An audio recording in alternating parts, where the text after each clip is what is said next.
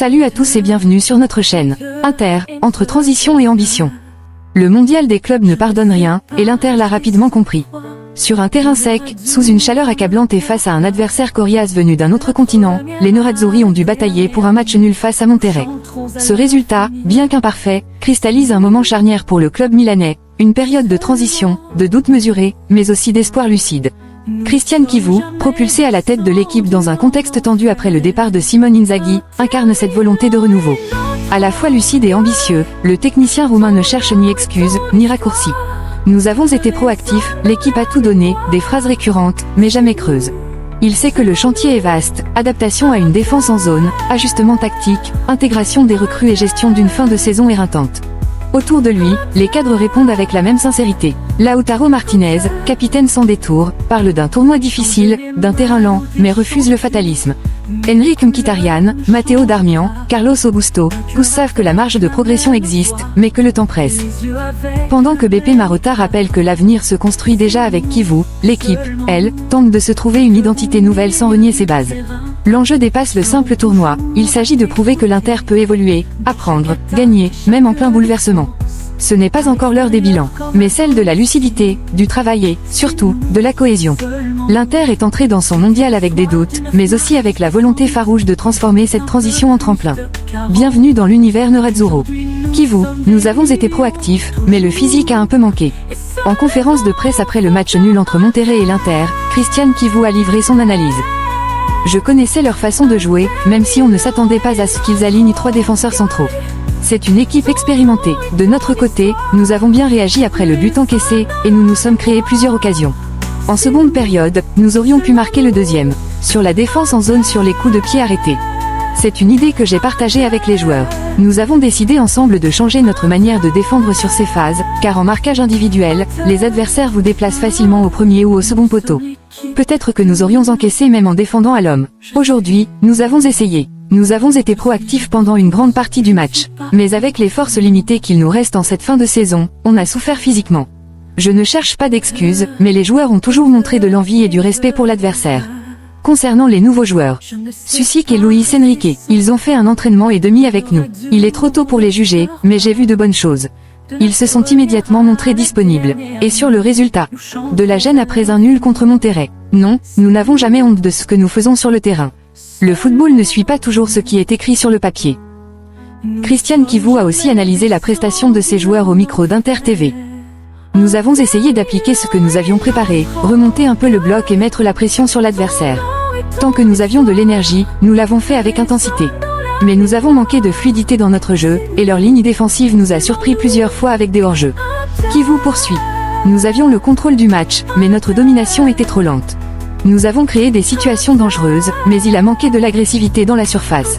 Malgré cela, je suis satisfait de la prestation car les garçons ont donné tout ce qu'ils avaient. Sur le changement tactique. C'est la fin de saison, les énergies manquent, mais mentalement les joueurs ont fait leur part. Nous avons tenté de changer le système en cours de match, parfois 2 attaquants, parfois 2 joueurs derrière une pointe, pour perturber leur bloc bas. Nous avons déplacé le ballon un peu trop lentement, mais nous avons essayé jusqu'au bout. C'est positif, les joueurs n'ont jamais abandonné. Concernant la suite du tournoi, nous entrons sur le terrain pour gagner, parfois ça marche, parfois non. À la fin des 3 matchs, nous verrons où nous en sommes au classement. Cristian Chivu a aussi réagi au micro de Sport Mediaset. Nous avons bien débuté avec une bonne intensité en première mi-temps, mais nous avons raté la dernière passe. Il nous a manqué un peu de mordant dans la finition, mais les garçons ont fait ce que je leur ai demandé, avec beaucoup d'intensité. Chivu admet une baisse de régime. En seconde période, l'énergie a baissé. Nous avons été trop lents dans notre jeu. Ce n'est jamais facile d'attaquer un bloc bas bien organisé. Il fallait faire circuler le ballon plus rapidement. Le terrain aussi était très lent. Nous retenons les choses positives, et il y en a plusieurs. Sur les nouvelles recrues, Susic et Luis Enrique. Difficile de les juger maintenant. Ils n'ont fait que 2 entraînements. Ils arrivent dans une nouvelle réalité et doivent s'adapter à nos exigences. Mais ils sont bien entrés dans le match et ont essayé de donner le maximum. Cristian Chivu s'est aussi exprimé au micro de DAZN. Nous avons fait une bonne première mi-temps, même si nous avons parfois manqué de justesse. On les a mis en difficulté grâce à nos rotations, mais nous aurions pu mieux attaquer leur ligne défensive et éviter les hors-jeux. En seconde période, nous avons été un peu lents dans les dribbles, nous avons créé quelques occasions, mais il nous a manqué un peu de tranchant devant le but. Interrogé sur le manque de courage éventuel de son équipe. Je comprends les temps de jeu et les choix des joueurs, mais le problème, c'est que nous avons pris des risques dans les transitions, où eux étaient très bons. Peut-être avons-nous manqué d'un jeu de passe plus rapide et de verticalité, mais dans l'ensemble, les garçons ont donné le maximum. Concernant l'utilisation de Mkhitaryan dans une position plus offensive, il faut toujours avoir plusieurs solutions. C'est vrai que c'est une option supplémentaire, et il faut être prêt à l'utiliser dans les prochains matchs. Sur Luis Enrique, entrée en cours de match. Il peut faire mieux, mais il n'est pas encore au top physiquement, car il n'a effectué que 2 entraînements. En tenant compte de cela, j'ai aimé sa prestation. Il a de la personnalité, de la technique, du courage et la capacité de jouer en 1 contre 1. Sur Sebastiano Esposito. Il a été en ligne avec le reste de l'équipe. Il a essayé de jouer contre un bloc bas qui provoquait souvent le hors-jeu, ce n'était pas facile. Mais il a réalisé une bonne prestation. Lautaro, il faut s'adapter et corriger les détails pour progresser. À l'issue du match nul face à Monterrey, Lautaro Martinez s'est exprimé sur Inter TV. C'était sans aucun doute un match difficile, sur un terrain sec. On savait que ce tournoi, avec des équipes de plusieurs continents, allait être très exigeant à chaque match.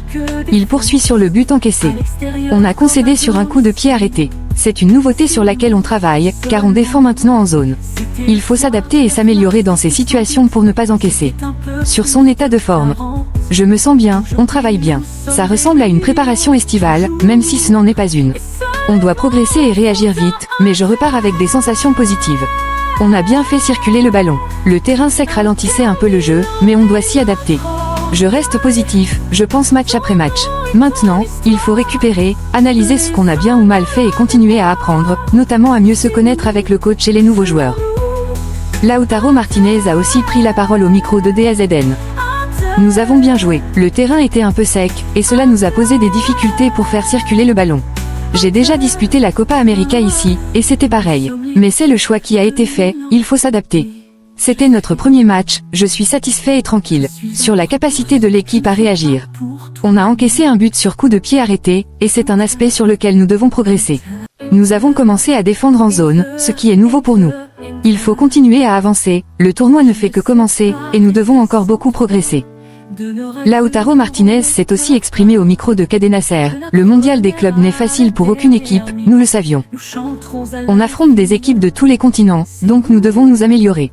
On n'a pas perdu, et c'est important d'avoir pris ce match nul. C'était notre premier match avec le nouvel entraîneur, a poursuivi l'attaquant argentin. Comment aborder ce tournoi? C'est difficile, on sort d'une saison très longue. Il faut faire un dernier effort pour bien finir une année où nous n'avons remporté aucun titre. Toujours en pensant à progresser. Les favoris du tournoi. Ce sont toujours les mêmes équipes qui partent favorites. Mais comme on l'a dit, on ne peut rien prévoir car il y a beaucoup d'équipes et les matchs sont compliqués.